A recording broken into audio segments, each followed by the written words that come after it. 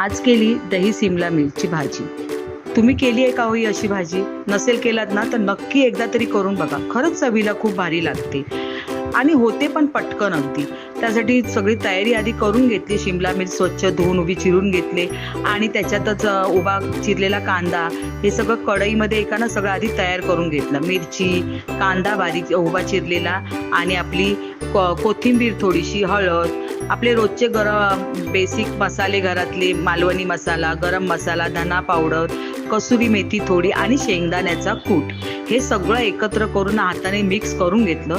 दुसरीकडे कढई तापत ठेवली, त्याच्यात तेल टाकलं। तेल चांगलं तापल्यावरती फोडणीला ना जिरं, बारीक चिरलेला लसूण, हिरव्या 2 मिरच्या, हे सगळं चांगलं परतलं आणि मग भाजी सगळी त्याच्यात टाकून एकजीव करून घेतली।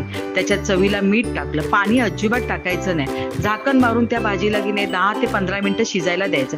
10-15 मिनिटात ही भाजी शिजून तयार होते। भाजी शिजल्यानंतर पहिला गॅस बंद केला, नंतर दही फेटलेलं ते त्याच्यात टाकलं, चांगलं एकत्र परतून घेतलं आणि मग वरून कोथिंबीर टाकली। अशा प्रकारे आपली दही मिरची ची भाजी खायला तयार।